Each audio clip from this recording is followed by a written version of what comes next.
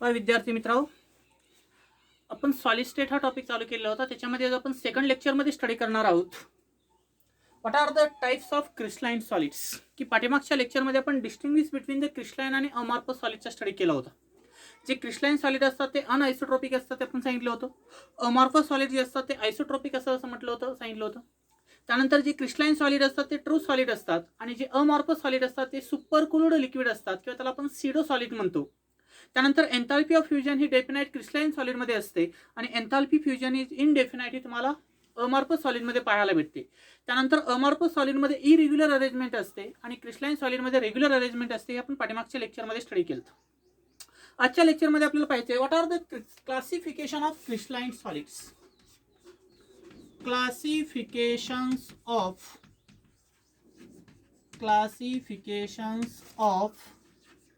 crystalline solids. Classification of crystalline solids. की crystalline सॉलिडचे जर पाहिले तर मेनली करून किती प्रकार पडतात आणि ते टाइप्स जे आहेत ते आपल्याला आज स्टडी करायचे आहेत. Crystalline solids are mainly classified into 4 categories.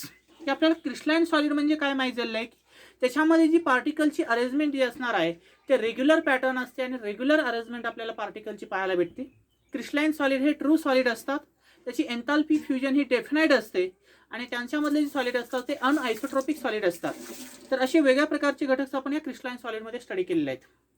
But those crystalline solid are mainly categorise into 4 types. की त्याच क्रिस्टलाइन सॉलिडचे नंतर 4 प्रकार पडले ज्याला आपण क्रिस्टल देखील म्हणू शकतो सॉलिडच्या ऐवजी.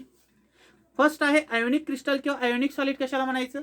सेकंड आहे तुमचा मॉलिक्युलर सॉलिड किंवा मॉलिक्युलर क्रिस्टल कशाला म्हणायचं. थर्ड आहे कोव्हॅलंट और नेटवर्क सॉलिड कशाला म्हणायचं किंवा क्रिस्टल कशाला म्हणायचं. आणि मेटॅलिक सॉलिड किंवा मेटॅलिक क्रिस्टल कशाला म्हणायचं. तर त्याचा स्टडी आपल्याला आज सेकंड लेक्चरमध्ये स्टडी करायचा आहे. मग त्याच्यामध्ये आपल्याला फर्स्टली स्टडी करायचं आहे what is means by ionic solids.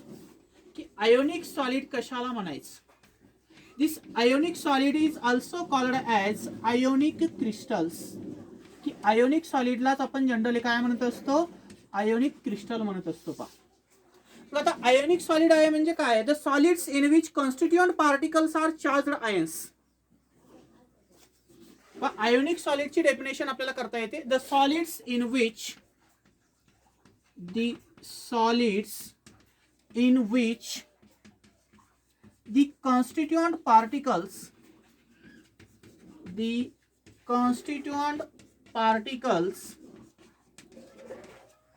Constituent particles are charged ions.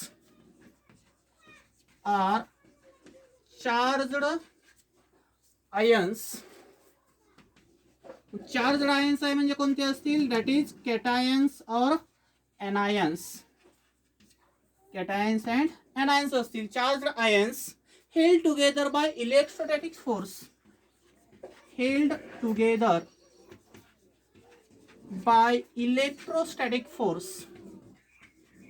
कोणता फोर्स आहे त्याच्यामध्ये. इलेक्ट्रोस्टॅटिक फोर्स म्हटलं जातं किंवा त्याला कोलॉम्बिक फोर्स आहे. Held together by electrostatic force of attraction. Electrostatic force of attraction are called as ionic solids. काय definition सांगितले मी आयोनिक सॉलिडची. This ionic solid is the type of crystalline solids but it is defined as the solids in which the constituent particles are the charged ion. की याच्यामध्ये जे constituent particle असणार आहेत, कारण आपल्याला सॉलिडमध्ये जर पाहिले तर 4 प्रकारचे कॉन्स्टिट्यूएंट पार्टिकल असू शकतात. इट मे बी आयन्स असेल, it may be atoms, it may be molecule और it may be metal ions. की असे वेगळ्या प्रकारचे आपल्याला कॉन्स्टिट्यूएंट पार्टिकल याच्यामध्ये पाहायला भेटतात. Means the solid in which the constituent particles are the charged ions. It may be cations and anions and those held together by the electrostatic force of attraction. की एखाद्या सॉलिडमध्ये जे कॉन्स्टिट्यूएंट पार्टिकल असणार आहेत तर ते कॉन्स्टिट्यूएंट पार्टिकल हे 2 प्रकारचे असतात आयोनिक सॉलिडमध्ये. एक असतो कॅटायन्स ज्याच्यावर पॉझिटिव्ह चार्ज असतो आणि दुसरा असतो एनायन्स ज्याच्यावर निगेटिव्ह चार्ज असतात. This cations and anions are held together by the electrostatic force of attraction. Such bond are called as ionic bond and such solid are called as ionic solid. की एखाद्या cation आणि anion मधला जो bond असणार आहे तो ionic bond असतो आणि तशाच प्रकारचा आयोनिक बॉन्ड आपल्याला आयोनिक सॉलिडमध्ये पाहायला भेटतो. मग यांच्यामध्ये कोणता फोर्स असणार आहे तुमचा. इलेक्ट्रोस्टॅटिक फोर्स ऑफ अट्रॅक्शन असतो किंवा त्याला आपण कुलोम्बिक फोर्स म्हणतो. की जो केटायन्स आणि एनायनच्या मधलं जे फोर्स ऑफ अट्रॅक्शन असणार आहे त्याला आपण इलेक्ट्रोस्टॅटिक फोर्स ऑफ अट्रॅक्शन म्हणतो. म्हणून लक्षात राहील definition, the solid in which the constituent particles are the charged ions like cations or anions and held together by the electrostatic force of attraction. Such crystal are called as ionic crystal or ionic solids. Then what are the characteristics of this ionic solid? मग ionic solidच आहे का नाही ते आपल्याला कशाच्या आधारे identify करता येतं? मग याच्यामध्ये आयोनिक सॉलिड आहे का नाही ते पाहण्यासाठी त्याच्यामध्ये जे पार्टिकल ऑफ युनिट सेल असणार आहेत. Means in ionic solids the particles of unit cell having the two types. की आयोनिक सॉलिड मधले जे पार्टिकल असणार आहेत युनिट सेलचे ते दोन प्रकारचे असतात. It may be cations that is positively charged species और it may be anions that is negatively charged species. And म्हटलं तरी चालेल की त्याच्यामध्ये एक कॅटायन्स असणार आहे ज्याच्यावर पॉझिटिव्ह चार्ज असतो आणि एक एनायन असणार आहे ज्याच्यावर निगेटिव्ह चार्ज आहे. म्हणजे आयोनिक क्रिस्टलमध्ये जे पार्टिकल असणार आहेत त्या सॉलिडमधले तर ते काय असतात तुमचे कॅटायन्स किंवा एनायन्स असतात म्हणजे पॉझिटिव्हली किंवा निगेटिव्हली चार्ज्ड पेसिस असतात. Then what are the inter particle force of attractions. Inter particle force of attraction काय असणार आहेत. पण या युनिट सेलमध्ये जे पार्टिकल असणार आहेत ते दोन प्रकारचे होते बरोबर. एक होता कॅटायन्स आणि दुसरा होता anions. But this ionic crystal having the cations और anions having the size is different. की त्याच्यामध्ये जे असणारे कॅटायन्स किंवा एनायन्स आहेत त्यांची साईज ही डिफरंट असते. Means cations having the size is smaller than the anions. की कॅटायनची साईज ही स्मॉलर असते ॲज कम्पेअर टू एनायन पेक्षा. मग त्याचं जर आपण क्रिस्टल स्ट्रक्चर जर कम्पेअर केलं तर अशा प्रकारे आपल्याला त्याचं क्रिस्टल स्ट्रक्चर पाहायला भेटतं. अशा प्रकारचं क्रिस्टल स्ट्रक्चर असेल. कॅटायनची साईज स्मॉल आहे एनायनची साईज लार्जर आहे. कॅटायनची साईज स्मॉल एनायनची size larger. Cation anion cation anion cation anions. नंतर एनायन कॅटायन्स एनायन कॅटायन्स एनायन्स कॅटायन्स. समजा एक्झाम्पल घेतला आपण NaCl Na plus Cl minus Na plus Cl minus Cl minus Na plus Cl minus Na plus. Means this ionic crystal having the two types of ions that is cations or anions and these cations or anions containing cations having the smaller in size in generally as compared to anions. की anion पेक्षा cation ची size ही कशी असते generally त्याच्यामध्ये small असते. But in ionic crystal the inter particle force is the electrostatic force. की यांच्यामधला जो इंटरमॉलिक्युलर फोर्स असणार आहे this intermolecular force having the two types. की इंटरमॉलिक्युलर जो फोर्स असणार आहे त्या सॉलिड मधला तो दोन प्रकारचा असू शकतो. It may B electrostatic force की एक इलेक्ट्रोस्टॅटिक फोर्स असू शकतो किंवा कुलोम्बिक फोर्स असू शकतो. म्हणजे याच्यामधला जो फोर्स असणार आहे तो आयोनिक सॉलिड मधला फोर्स कसा असणार आहे इलेक्ट्रोस्टॅटिक फोर्स म्हणतो. मग आपण 11वी पासून ऐकत आलेलं electrostatic force of attraction between the cations and anions are called as ionic bonds. Means in ionic solid the force of intermolecular attraction किंवा इंटरमॉलिक्युलर फोर्स जर पाहिला तर तो इंटरमॉलिक्युलर फोर्स किंवा इंटर पार्टिकल मधला जो फोर्स असणार आहे तो इलेक्ट्रोस्टॅटिक फोर्स असतो किंवा तो कुलोम्बिक फोर्स असतो.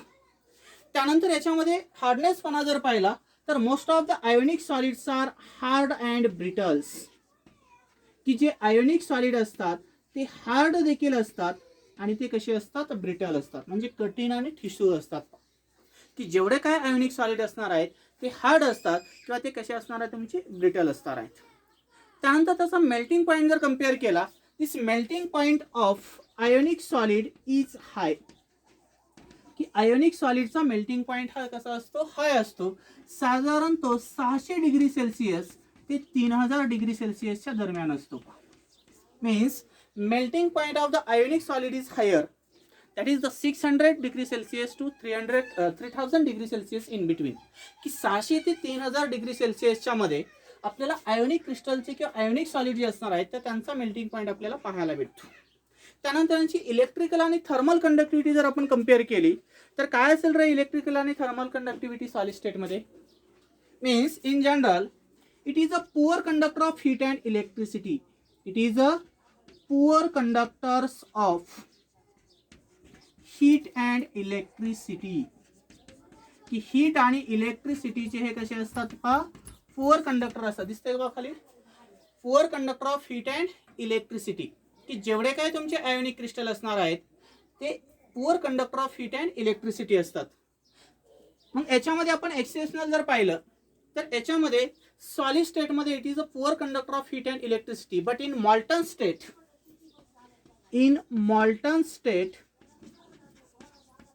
it is a good conductor of heat and electricity. की हीट आणि इलेक्ट्रिसिटीचे ते मॉल्टन स्टेटमध्ये कसे असतात, गुड कंडक्टर असतात. But in solid state it is a poor conductor of heat and electricity. की एखादा आयोनिक कंपाऊंड आहे, समजा आपलं कॉमन टेबल साल्ट असेल, सॉलिड स्टेटमध्ये त्याच्यामध्ये इलेक्ट्रिक करंट कॅरी होतो का, नाही. पण ज्यावेळेस आपण अर्थिंगसाठी सॉलिड आणि वॉटरचा यूज करतो त्यावेळेस वॉटरमध्ये हे साल्ट डिझॉल्व्ह होतं, म्हणजे ॲक्वियस सोल्युशन तयार होतं साल्टचं, त्यावेळेस ती स्टेट जी असते त्याला मॉल्टन स्टेट म्हणतो.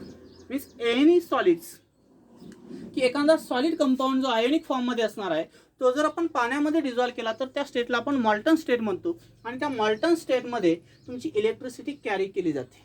म्हणून ही प्रॉपर्टी महत्त्वाची आहे. पहा, in solid state it is a poor conductor of heat and electricity, but in molten state it is a good conductor of heat and electricity.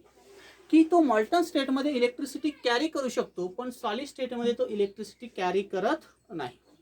त्यानंतर आपल्याला याच्यामध्ये प्रॉपर्टी जर सांगायचं म्हटलं तर ते ॲक्वियस सोल्युशनमध्ये त्याचे आयन्स काय होतात, डिसोसिएट झालेले दिसतात, म्हणजे आयन फॉर्मेशन होतं.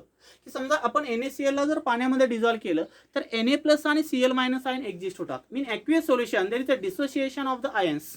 की तुमचा जो साल्ट असणार आहे त्याला जर आपण पाण्यामध्ये म्हणजे ॲक्वियस सोल्युशनमध्ये जर डिसोसिएट केलं तर त्याच्यापासून आयन एक्झिस्ट झालेले दिसतात. मग काय एक्झाम्पल सांगता येतील याच्यामध्ये, तुमच्याकडे असेल पोटॅशियम क्लोराईड, सोडियम क्लोराईड असेल किंवा कॅल्शियम डायफ्लोराईड असेल. तर हे जे एक्झाम्पल आहेत ते कशाचे एक्झाम्पल आहेत, आयोनिक सॉलिड्स. स्क्रीनशॉट काढून घ्यायचा.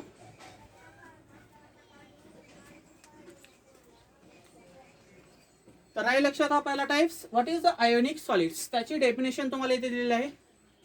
याच्यामधले पार्टिकल जे असतात ते कॅटायन्स आणि एनायन्स असतात. कॅटायन्सवर प्लस आणि एनायनवर मायनस चार्ज असतो. आणि अशा प्रकारे त्याची डायग्राम आपल्याला पाहायला भेटते. कॅटायनची साईज ही स्मॉल असते, एनायनची साईज ही लार्जर असते. त्यांच्यामधला इंटरमॉलिक्युलर फोर्स जो असतो तो इलेक्ट्रोस्टॅटिक किंवा कुलोम्बिक फोर्स असतो. ते जे सॉलिड असतात ते हार्ड आणि ब्रिटल असतात. त्यांचा मेल्टिंग पॉईंट हा हाय असतो, साधारण 600 ते 3000 डिग्री सेल्सिअसच्या मध्ये असतो. ओव्हरऑल जर आपण त्याची कंडक्टिव्हिटी कॅरी केली तर it is a poor conductor of heat and electricity, but in solid state it is a bad conductor of heat and electricity, but in dissolved state और in molten state it is a good conductor of electricity. पण त्याला ज्यावेळेस आपण वॉटरमध्ये dissolve करतो किंवा जी मॉल्टन state असणार आहे किंवा ॲक्वियस स्टेट असणार आहे त्या स्टेटमध्ये तो काय असणार आहे, इलेक्ट्रिसिटीचा गुड कंडक्टर आहे. काय एक्झाम्पल सांगता येईल, पोटॅशियम क्लोराईड, सोडियम क्लोराईड आणि कॅल्शियम डायफ्लोराईड हे कशाचे एक्झाम्पल आहेत, आयोनिक सॉलिड्स. आता याच्यानंतर आपल्याला दुसरा टाइप पाहायचा आहे, what is means by covalent network solids. की कोव्हॅलंट नेटवर्क सॉलिड कशाला म्हणायचं, what is means by covalent network solids. आता कोव्हॅलंट नेटवर्क सॉलिड आहे म्हणजे तो कशापासून बनलेला असेल रे, what is means by covalent network crystal किंवा सॉलिड म्हटलं तरी चालेल. What is the covalent network solids किंवा क्रिस्टल. काय डेफिनेशन करता येईल, the crystals in which the crystals in which the constituent particles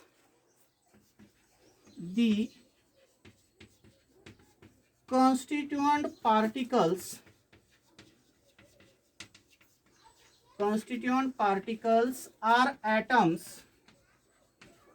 linked by, constituent particle म्हणजेच काय असणार आहे, त्याच्यामध्ये ॲटम असतात, linked by covalent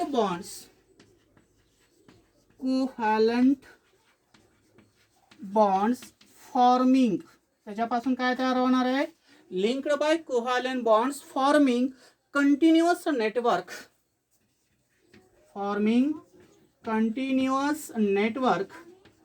are called as covalent network solids. म्हणजे काय डेफिनेशन करता येते पहा, the crystal in which the constituent particles are atoms. की जो तुमचा कोव्हॅलंट नेटवर्क सॉलिड असणार आहे त्याच्यामधले जे कॉन्स्टिट्युएंट पार्टिकल असणार आहेत तर ते कॉन्स्टिट्युएंट पार्टिकल हे ॲटमचे बनलेले असतात. आणि ते ॲटम जर एकमेकाला कोव्हॅलंट बॉन्डली लिंक होऊन एक कंटिन्युअस नेटवर्क लाईक स्ट्रक्चर तयार होतं, त्या सॉलिडला आपण काय म्हणतो, कोव्हॅलंट नेटवर्क सॉलिड्स. आली लक्षात डेफिनेशन, की असं एक क्रिस्टल आहे की त्या क्रिस्टल मधले जे कन्स्टिट्युएंट पार्टिकल असणार आहे ते कन्स्टिट्युएंट पार्टिकल हे कोव्हॅलंटली बॉन्डेड ॲटम असतात.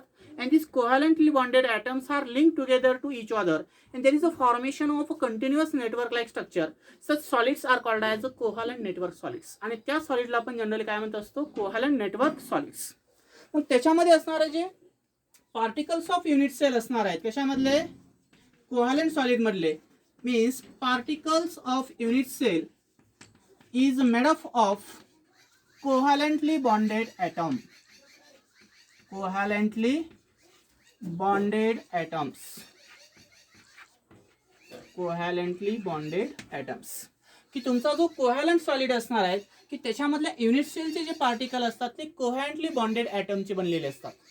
म्हणजे याच्यामध्ये एक गोष्ट लक्षात राहू द्या, आयोनिक सॉलिड असेल तर आयन असतात पार्टिकल, आणि कोव्हॅलंट सॉलिड असेल तर ते पार्टिकल हे ॲटम फॉर्म मध्ये असतात. पण याच्यामध्ये कोणता बॉन्ड असणार आहे, कोव्हॅलंट बॉन्ड आहे. मीन्स इंटर पार्टिकल फोर्स किंवा इंटर मॉलिक्युलर फोर्स जर आपण याच्यामध्ये कम्पेअर केला, this inter molecular force in covalent solid is a covalent bonds. की याच्यामधला जो इंटर मॉलिक्युलर फोर्स जो असणार आहे तो कोव्हॅलंट बॉन्ड असतो. जसं की आपण आयोनिक सॉलिड मध्ये पाहिलं होतं की इंटर मॉलिक्युलर फोर्स हा इलेक्ट्रोस्टॅटिक फोर्स असतो, तसं याच्यामध्ये ॲटम मधला जो बॉन्ड असणार आहे तो कोव्हॅलंट बॉन्ड असतो. आणि तो कोव्हॅलंट बॉन्ड आपल्याला इंटर पार्टिकल किंवा इंटर मॉलिक्युलर फोर्स म्हणून हा कोव्हॅलंट सॉलिड मध्ये पाहायला भेटतो. त्यानंतर त्याचा हार्डनेसपणा जर कम्पेअर केला तर it is a very hard. हे सगळ्यात हार्ड असतात पहा. Means covalent solid are hard in nature than the ionic solids.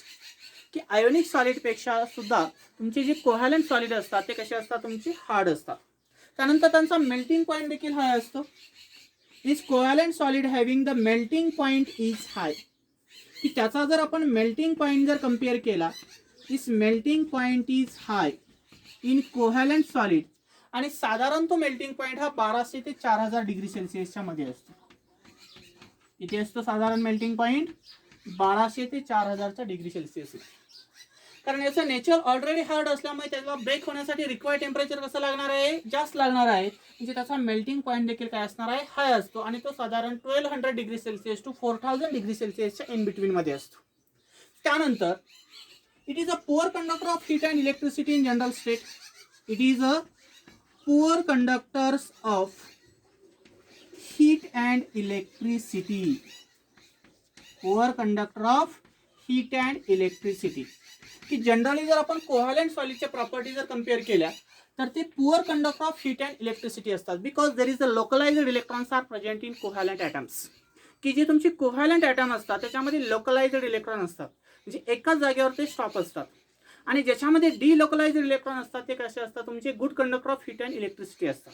तसं कोव्हॅलंट ॲटममध्ये जर ओव्हरऑल जर आपण जनरली जर पाहिले तर त्याच्यामध्ये लोकलाइज्ड इलेक्ट्रॉन असल्यामुळे it is a poor conductor of heat and electricity. But exceptional, पण याच्यामध्ये एक्सेप्शनल जर आपण एक्झाम्पल जर पाहिलं, this graphite is good conductor of heat and electricity.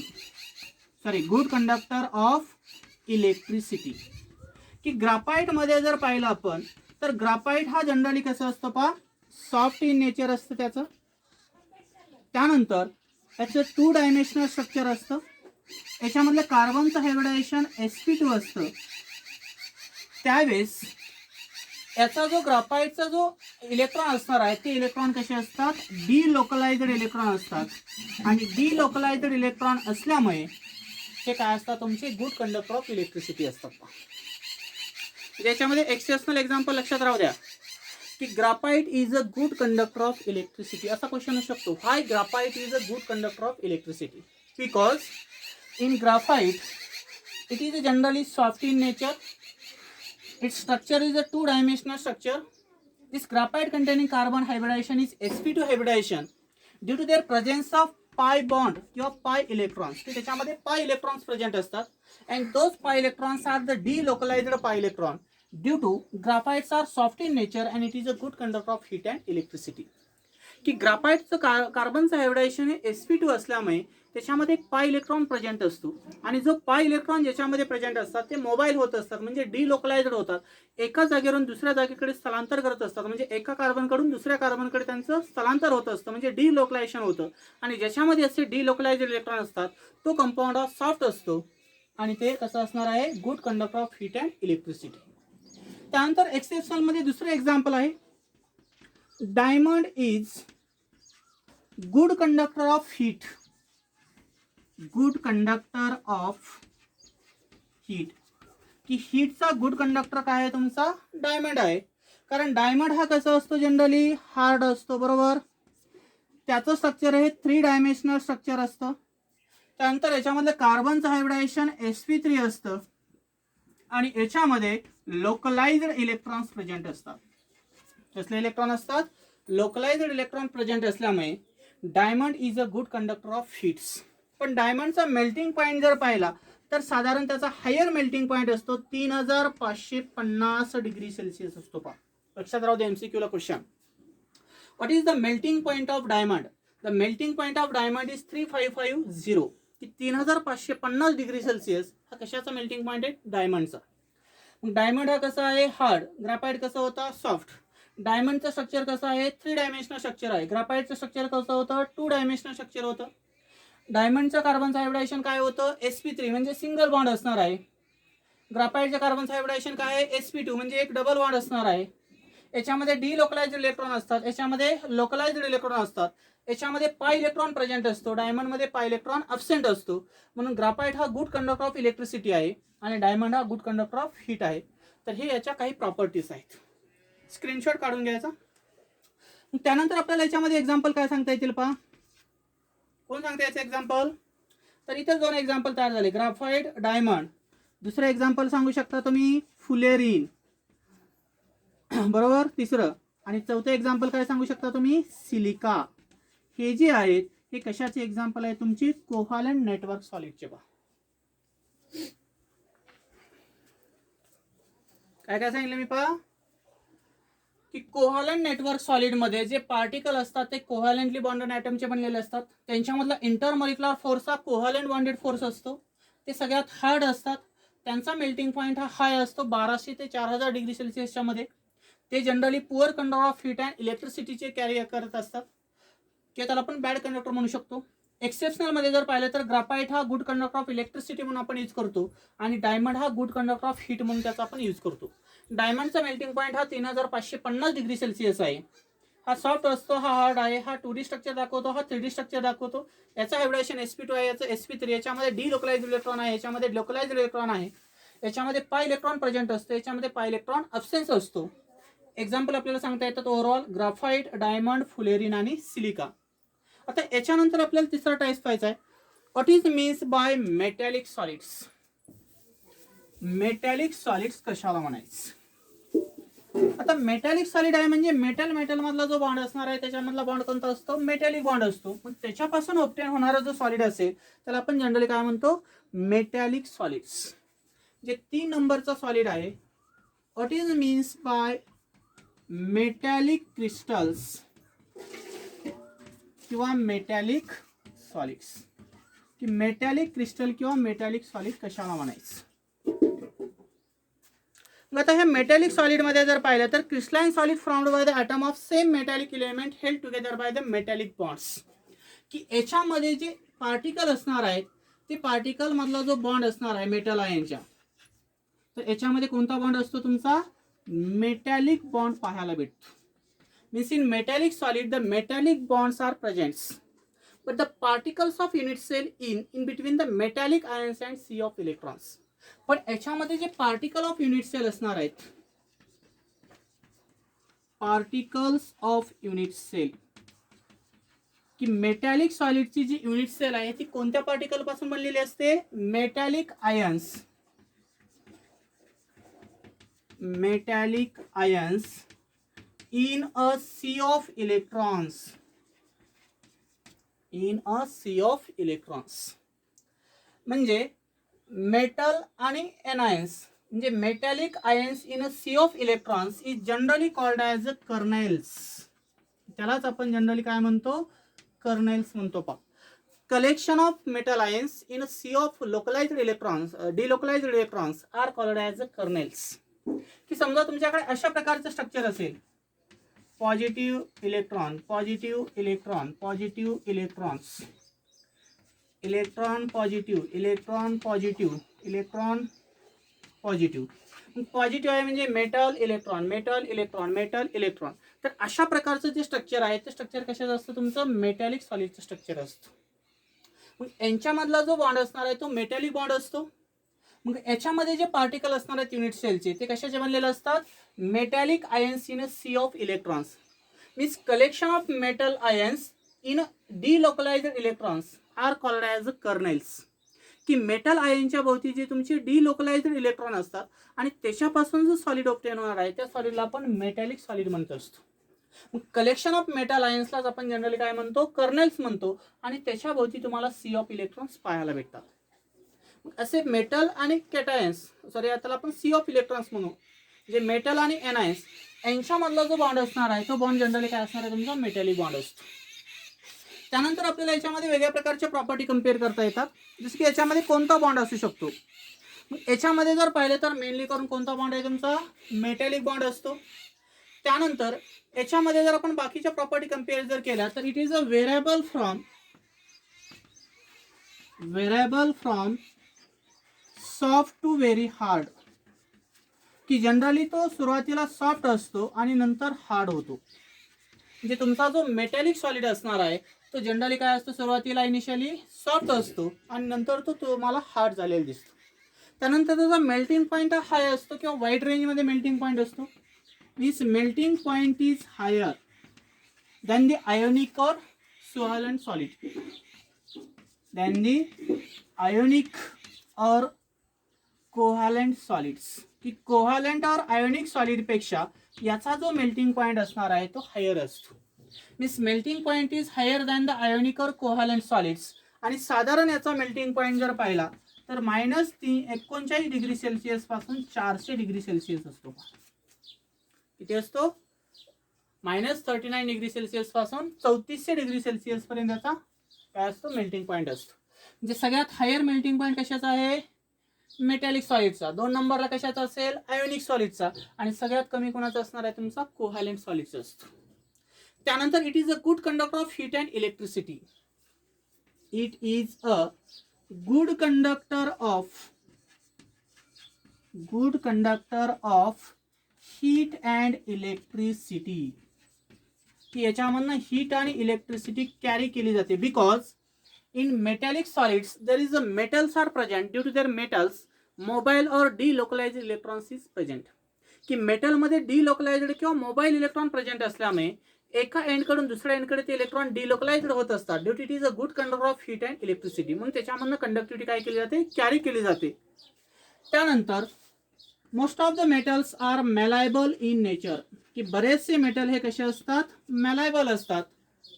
Means hammered into form the sheets. की त्याच्यावर जर आपण हॅमरिंग केली तर त्याच्यापासून थिन सीड्स तयार झालेले दिसतात. Means they are hammered to form thin sheets. की त्याच्यापासून लहान लहान पत्रे तयार करता येतात आपल्याला जर त्याच्यावर हॅमरिंग केली तर. जे ते मॅलायबल प्रॉपर्टी शो करतात. It also shows the ductility property, म्हणजे डक्टाईल प्रॉपर्टी शो करतात, तन्यता. They can be drawn in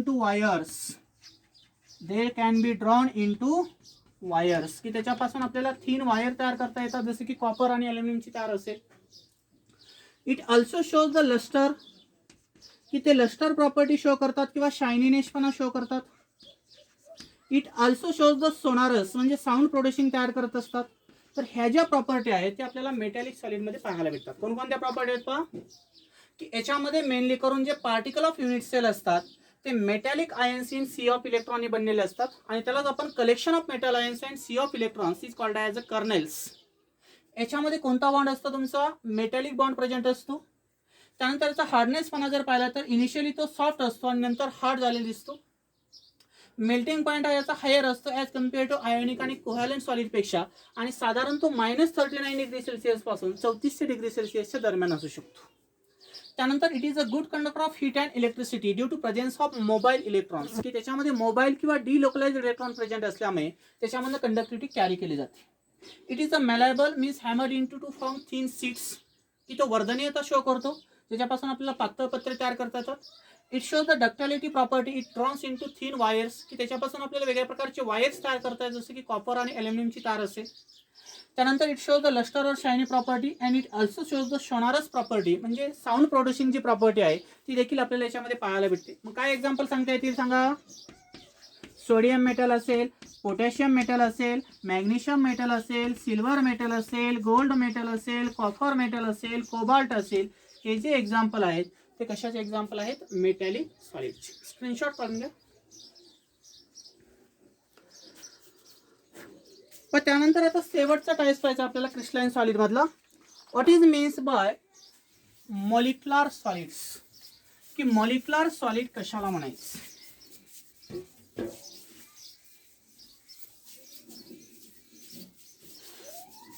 What is means by molecular solids?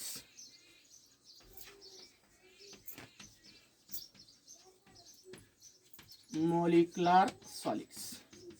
आता molecular solid आहे म्हणजे काय असणार आहे. What is means by molecular solids? The crystal in which the constituent particle or molecule of the same substance held together by the intermolecular force of attraction are called as a molecular solids. काय definition सांगितली पण molecular solids ची. The crystals in which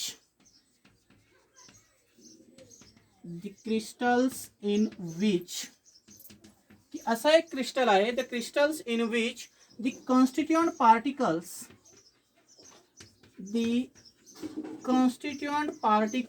are molecules of the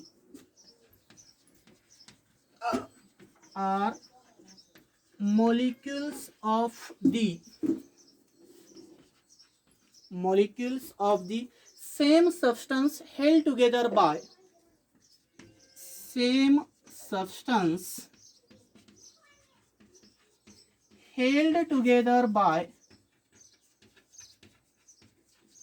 held together by intermolecular force of attraction. कोणता force आहे त्याच्यामध्ये, intermolecular, कारण molecule आहेत म्हणजे intermolecular force of attraction are called as molecular solids, आणि त्यालाच आपण जनरली काय म्हणतो, molecular solids. The crystals in which the constituent particle are the molecules of the same substance held together by intermolecular force of attraction are called as a molecular solid. की जो काही तुमचा molecular solid असणार आहे त्यांच्यामधले जे constituent particle आहेत ते मॉलिक्युलचे बनलेले असतात, पण ते मॉलिक्युल कशाचे असतात, सेम सबस्टन्सचे. And those molecule are held together by the intermolecular force of attraction, की दोन मॉलिक्युलच्या मधला जो फोर्स ऑफ अट्रॅक्शन असतो त्याला आपण इंटरमॉलिक्युलर फोर्स ऑफ अट्रॅक्शन म्हणतो. आणि ह्या दोन मॉलिक्युलमध्ये जो इंटरमॉलिक्युलर फोर्स ऑफ अट्रॅक्शननी जो सॉलिड एक्झिस्ट होणार आहे त्या सॉलिडला आपण काय म्हणतो, मॉलिक्युलर सॉलिड्स. मग आता ह्या मॉलिक्युलर सॉलिडमध्ये जर पाहिलं तर त्याच्यामध्ये दोन प्रकारचे ॲटम असू शकतात. Means this molecular solid are mainly made up of, याच्यामधले जे पार्टिकल असणार आहेत युनिट सेलचे ते पार्टिकल हे मॉलिक्युलचे बनलेले असतात. पार्टिकल कशाचे बनलेले असतात, मॉलिक्युलचे असतात. म्हणजे मॉलिक्युलर सॉलिडमध्ये जे युनिट सेल असणार आहे त्या युनिट सेलमधले पार्टिकल हे मॉलिक्युलचे बनलेले असतात. And those particle having the two types, आणि ते पार्टिकल दोन प्रकारचे असू शकतात. एक असतो मोनो ॲटॉमिक पार्टिकल्स आणि दुसरा असतो पॉली ॲटॉमिक पार्टिकल. एक काय असतो तुमचा मोनो ॲटॉमिक पार्टिकल असतो आणि दुसरा असतो poly atomic particles. Mono atomic मध्ये जर पाहिलं तर तुमचा ऑर्गॉन असेल, निऑन असेल किंवा क्रिप्टॉन गॅस येतो. आणि पॉली ॲटॉमिक मध्ये जर पाहिलं तर हायड्रोजन असेल, क्लोरीन असेल, मिथेन असेल, सल्फर डायऑक्साईड असेल, NH3 असेल, वॉटर असेल किंवा HF असेल. हे जे आहे ते कशामध्ये येतात, तुमचे पॉली ॲटॉमिक मॉलिक्युलमध्ये येतात. आणि मोनो ॲटॉमिक मॉलिक्युलमध्ये कोणते असतात, तुमचे नोबल गॅस असतात जे रूम टेम्परेचरला गॅसियस स्टेटमध्ये असतात, की ऑर्गॉन, निऑन, क्रिप्टॉन. पण याच्यामध्ये जर आपण पाहिलं तर यांचं जनरली यांच्यामधला जो फोर्स असतो तो इंटरमॉलिक्युलर फोर्स असतो. पहा यांच्यामधला जो इंटरमॉलिक्युलर फोर्स आहे, this intermolecular force having the three types, की याच्यामध्ये तीन प्रकारचे इंटरमॉलिक्युलर फोर्स पाहायला भेटतात. Due to this molecular solid are further classified into 3 categories. की मॉलिक्युलर सॉलिडमध्ये 3 प्रकारचे इंटरमॉलिक्युलर फोर्सेस असल्यामुळे ह्या मॉलिक्युलर सॉलिडचे नंतर 3 प्रकार पडतात. कोणते 3 प्रकार असतात? तर त्याच्यामध्ये फर्स्ट प्रकार आहे what is means bye polar molecular solids. की पोलार मॉलिक्युलर सॉलिड कशाला म्हणायचं. दुसरा टाइप्स आहे what is means bye non polar molecular solid कशाला म्हणायचं. आणि तिसरा टाइप्स असतो what is means bye hydrogen bonded molecular solids. की हायड्रोजन बॉन्डेड मॉलिक्युलर सॉलिड कशाला म्हणायचं. तर असे 3 प्रकारचे सॉलिड आपल्याला पाहायला भेटतात. मग एखादा पोलार मॉलिक्युलर सॉलिड असतो म्हणजे काय असतो. समजा तुमच्याकडे असेल हायड्रोजन क्लोराईड आणि सल्फर डायऑक्साईड गॅस असेल.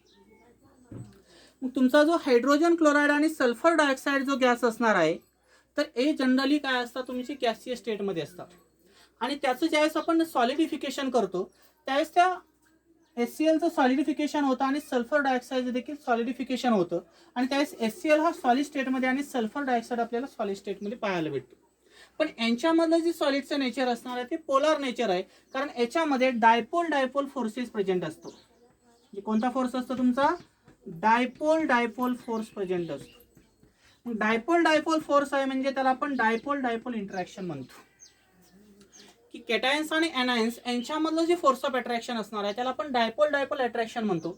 And this dipole dipole attraction are found in polar molecular solid due to their permanent moments are also presents. आणि त्यांची जी मॅग्नेटिक मोमेंट असते ती परमनंट असते. म्हणजे तुमचा जर पोलार मॉलिक्युलर सॉलिड जर असेल तर त्यांच्यामध्ये डायपोल डायपोल फोर्सेस प्रेझेंट असतात आणि ती सगळ्यात वीक फोर्सेस असतात. Dipole dipole forces is a very weak forces and in those forces are mainly found in polar molecular solid due to its magnetic moment is also permanent magnetic moment. म्हणून HCl ची magnetic moment ही permanent असणार आहे. Sulphur डायऑक्साईडची magnetic moment ही fix असणार आहे. कारण त्यांचं nature हे कसं आहे पोलार इन नेचर आहे. आणि यांच्यामधला जो फोर्स आहे तो वीक फोर्स आहे. आणि कोणता फोर्स असतो तुमचा डायपोल डायपोल इंटरॅक्शन किंवा डायपोल डायपोल फोर्स म्हणतो. त्यानंतर नॉन पोलार सॉलिडमध्ये जर आपण कम्पेअर केलं तर नॉन पोलार सॉलिडमध्ये तुमचा असेल ऑर्गॉन क्रिप्टॉन किंवा निऑन असेल. हे काय आहे तुमचे नॉन पोलार सॉलिड्स आहेत. त्यानंतर याच्यामध्ये असेल तुमचा हायड्रोजन गॅस असेल क्लोरीन गॅस असेल किंवा मिथेन असेल. हे सर्व एक्झाम्पल कशाचे आहेत तुमचे नॉन पोलार सॉलिडचे एक्झाम्पल आहेत. ज्या नॉन पोलार सॉलिडमध्ये 2 प्रकारचे फोर्सेस असतात. एक असतो लंडन फोर्स किंवा त्याला आपण डिस्पर्शन फोर्स म्हणतो. म्हणजे तुमचे जे नॉन पोलार सॉलिड असतात त्याच्यामध्ये लंडन किंवा डिस्पर्शन फोर्स पाहायला भेटतो. And this London or dispersion force are mainly found in noble gases or as well as non polar solid. की तुमची जी नॉन पोलार सॉलिड असतात जसं की हायड्रोजन असेल क्लोरीन असेल मिथेन असेल Br2 असेल I2 असेल असे जे सॉलिड्स आहेत त्यांच्यामध्ये आपल्याला हा लंडन किंवा डिस्पर्शन फोर्सेस पाहायला भेटतो. And it is mainly found in noble gases like argon krypton and neon. की तुमची जी नोबल गॅसेस आहेत हे 3 यांच्यामध्ये देखील आपल्याला हा लंडन फोर्स पाहायला भेटतो. And this London forces are mainly found in non polar molecules. आणि ते कशामध्ये प्रेझेंट असतात तुमचे नॉन पोलार मोलिक्युलमध्ये प्रेझेंट असतात. त्यानंतर आपण याच्यामध्ये कम्पेअर करू शकतो तिसरी सॉलिडची property what is the hydrogen bonded molecular solid. Hydrogen bonded molecular सॉलिडमध्ये तुमचं एक्झाम्पल आहे HF H2O आणि NH3. मग आता हायड्रोजन बॉन्ड असतो म्हणजे काय असतो पहा. The electrostatic force of attraction between the electropositive hydrogen atom and electronegative oxygen, fluorine and nitrogen atom. की एखादा मोर इलेक्ट्रोनिगेटिव्ह ॲटम असेल तुमचा हेट्रो ॲटम मग ऑक्सिजन असेल नायट्रोजन असेल सल्फर असेल किंवा फ्लोरीन असेल आणि हायड्रोजन यांच्यामधला जो इलेक्ट्रोस्टॅटिक फोर्स ऑफ अट्रॅक्शन असतं त्याला म्हणतो आपण hydrogen bond. Define hydrogen bond अशी व्याख्या असू शकते. तुम्हाला क्वेश्चन असू शकतो पहा. मग काय करू शकता त्याची definition the electrostatic force of attraction between electropositive hydrogen atom and highly electronegative atom like oxygen fluorine and nitrogen are called as hydrogen bonds. म्हणजे हायड्रोजन बॉन्डमध्ये आपल्याला जर हायड्रोजन आणि ऑक्सिजनची रिएक्शन झाली तर H2O तयार होईल. हायड्रोजन आणि फ्लोरीनची रिएक्शन झाली तर हायड्रोजन फ्लोराईड तयार होईल. आणि हायड्रोजन आणि नायट्रोजनची रिएक्शन झाली तर अमोनिया तयार होतो. जे हे तिन्ही एक्झाम्पल कशाचे आहेत इंटरमॉलिक्युलर हायड्रोजन बॉन्डचे एक्झाम्पल आहेत. इंटरमॉलिक्युलर म्हणजे in between the 2 atoms. 2 HF मधली एक बॉन्डिंग असू शकते दोन वॉटर मधली एक बॉन्डिंग असू शकते किंवा दोन अमोनिया मधले. समजा अशा प्रकारची बॉन्डिंग असेल HF HF, किंवा अशी बॉन्डिंग असू शकते NH3 HF, किंवा अशी बॉन्डिंग असू शकते NH3 आणि NH3. तर अशा प्रकारची जी बॉन्डिंग असते ती इंटरमॉलिक्युलर किंवा इंट्रामॉलिक्युलर बॉन्डिंग आपल्याला पाहायला भेटते. मग या सॉलिडमध्ये मेनली करून इंटरमॉलिक्युलर बॉन्डिंग असते in between the two same or different atom, की दोन सेम किंवा डिफरंट ॲटम मधली जी हायड्रोजन बॉन्डिंग असते त्या बॉन्डिंगला काय म्हणणार तुम्ही? Intermolecular hydrogen bonding. काय म्हणायचं याला? Intermolecular hydrogen bondings. त्यानंतर याची कंडक्टिव्हिटी जर कम्पेअर केली तर it is a poor conductor of heat and electricity. It is a poor conductor of heat and electricity, की याच्यामधनं कंडक्टिव्हिटी कमी प्रमाणामध्ये कॅरी केली जाते, कारण याच्यामध्ये जे मोबाईल इलेक्ट्रॉन असतात ते कमी प्रमाणात ॲब्सेंट असतात, म्हणजे लोकलाइज्ड इलेक्ट्रॉन प्रेझेंट असल्यामुळे it is a bad or poor conductor of heat and electricity. याच्यामध्ये काय काय एक्झाम्पल सांगता येईल? तुमच्याकडे एक्झाम्पल असतील आईस किंवा बेन्झोइक ॲसिड. हे जनरल एक्झाम्पल तुम्ही कशा सांगू शकता? मॉलिक्युलर सॉलिडचे. आणि हे प्रत्येक सॉलिडचे एक्झाम्पल दिलेले आहेत. राहील लक्षात? स्क्रीनशॉट काढून घ्यायचा.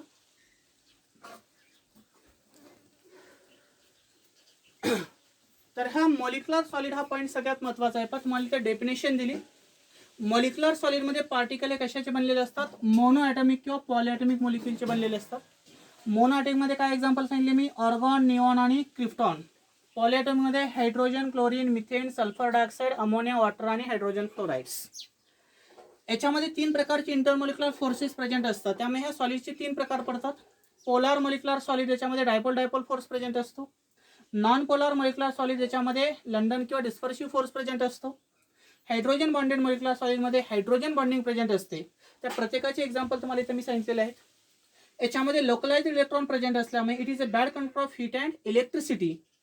आणि याच्यामध्ये जनरल एक्झाम्पल काय सांगता येईल तुम्हाला? आईस आणि बेन्झोइक ॲसिड हे एक्झाम्पल याच्यामध्ये सांगता येईल. आणि याचा जो मेल्टिंग पॉईंट असणार आहे तो मेल्टिंग पॉईंट सगळ्यात कमी मेल्टिंग पॉईंट असतो. Melting point is very low, की त्याचा मेल्टिंग पॉईंट हा सगळ्यात कमी असतो. आणि तो मेल्टिंग पॉईंट असतो साधारण -272 डिग्री सेल्सिअस ते 400 डिग्री सेल्सिअस. याचा मेल्टिंग पॉईंट हा सगळ्यात कमी असतो. त्यानंतर हा कंपाऊंड जर पाहिला तर जनरली सॉफ्ट इन नेचर असतं. त्याचं नेचर कसं असतं? सॉफ्ट. तसं कोव्हॅलंट बॉन्ड जर पाहिला, कोव्हॅलंट सॉलिड्स, तर त्याचं नेचर व्हेरी हार्ड असतं. तसे हे जे मॉलिक्युलर सॉलिड आहेत ते कसे असतात? तुमचे सॉफ्ट इन नेचर असतात. तर आज आपण इथं थांबू. उद्याच्या लेक्चरमध्ये क्रिस्टल स्ट्रक्चर कशाला म्हणायचं, क्रिस्टल लॅटिस आणि बेसिस कशाला म्हणायचं ते आपण उद्याच्या लेक्चरमध्ये स्टडी करणार. थँक्यू.